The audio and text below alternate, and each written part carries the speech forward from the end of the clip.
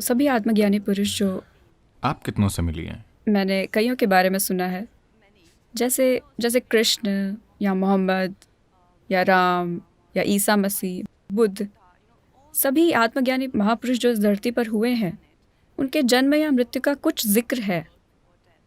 और जब शिव की बात आती है, जैसा कि आप कहते हैं और मैंने पढ़ा भी है कि वो स्वयंभू थे, और मैं अक्सर आपसे सवाल पूछती हूँ कि क्या वो हवा में गायब हो गए? और शायद ऐसा ही कुछ हुआ। यहाँ तक कि जिन महिलाओं से उनका विवाह हुआ, उनके साथ उनके बच्चे भी पैदा नहीं हुए। और वो कम से कम आप उन्हें जनसंख्या के लिए दोषी नहीं ठहरा सकते।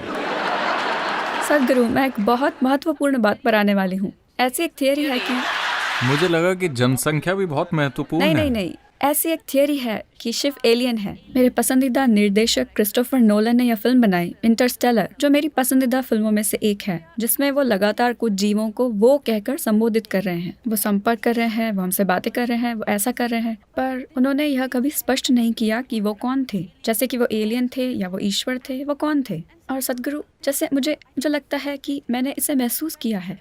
जैसे जब मुझे कोई क्रिएटिव आइडिया आता है तो मुझे अपने दिमाग में कोई ऐसी चीज़ नहीं मिलती जो उसका स्रोत हो।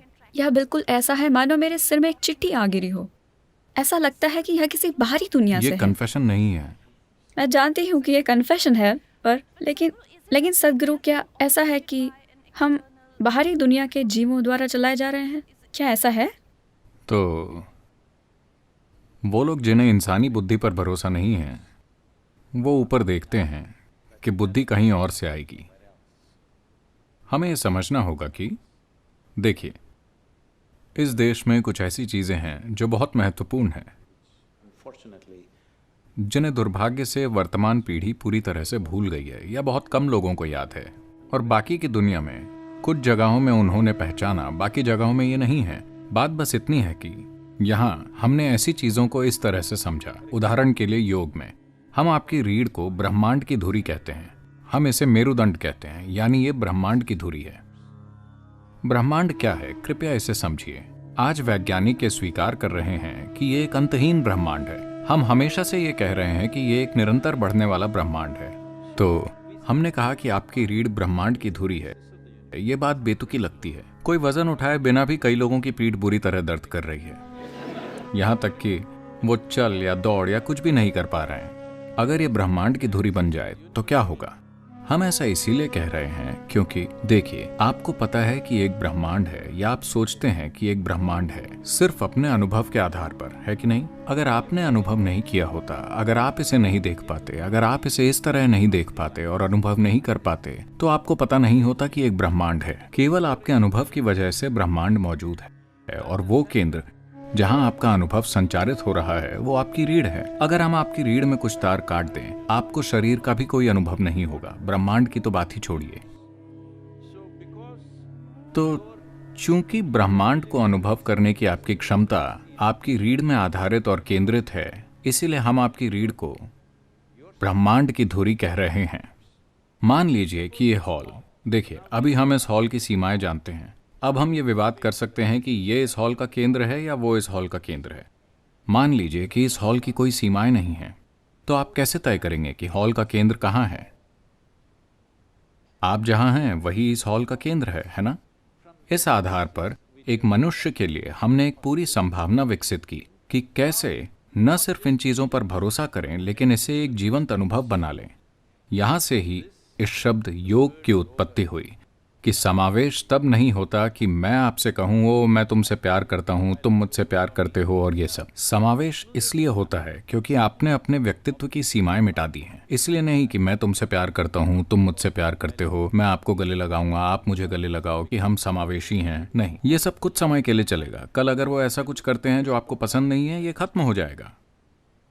पर जब आप अपने व्यक्तिगत स्वभाव की सीमाएं मिटा देते हैं, जिसमें आपका शरीर भी है, और आप जानते हैं कि यहाँ कैसे बैठना है, आप कौन हैं, उसकी सीमाओं से पहचान बनाए बिना आपकी शारीरिक रचना, आपकी मानसिक रचना, आपकी भावनात्मक रचना की एक सीमा है। ये बड़ी या छोटी हो सकती है। नहीं, मैं शरीर के बड़े होने की बात नहीं कर रहा हूँ। ये छोटा या बड़ा हो सकता है, पर इसकी एक सीमा है। पर ऐसे आयाम हैं जिनकी कोई सीमा नहीं है। जिसकी सीमा नहीं है उसकी प्रकृति अभौतिक है। तो हमारा फोकस हमेशा से उस आयाम में होता है जो अभौतिक है। इसीलिए शिव सबसे महत्वपूर्ण बन गए, क्योंकि शिव का अर्थ है वो जो नहीं है, वो जो अभौतिक है। अब क्या वो, हम जिस योगी की बात कर रहे हैं, क्या वो मानव हैं? क्या वो कहीं और से आए हैं? देखिए, कई चीज़ें हैं। जैसा आपने कहा, उनके कोई माता पिता नहीं हैं। जब आप शिव के बारे में बात करते हैं, उनके कोई माता पिता नहीं है, कोई जन्म स्थान नहीं है। किसी ने उन्हें बढ़ते हुए बच्चे की तरह नहीं देखा।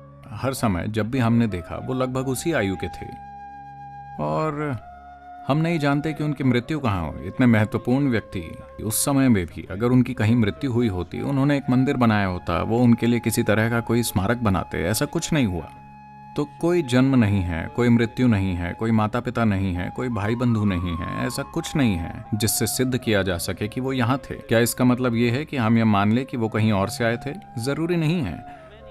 पर अगर आप कहानियों को देखें, ये बहुत आम है कि शिव को यक्ष स्वरूप कहा जाता है। इसका मतलब है हमेशा यक्ष यानी ऐसे जीव जो इंसान नहीं है, लेकिन ऐसा माना जाता है कि वो इस धरती के प्राकृतिक वातावरण में मौजूद रहे हैं, जंगलों वगैरह में। हम जिन्हें भी किसी तरह के जीव या प्राणी या आप जो भी कहना चाहें, जो स्वभाव से मनुष्य नहीं हैं, तो गाथाओं में कई बार आप देखेंगे कि कई सारे गीतों में और दूसरी चीजों में शिव को यक्ष स्वरूपा कहा जाता है।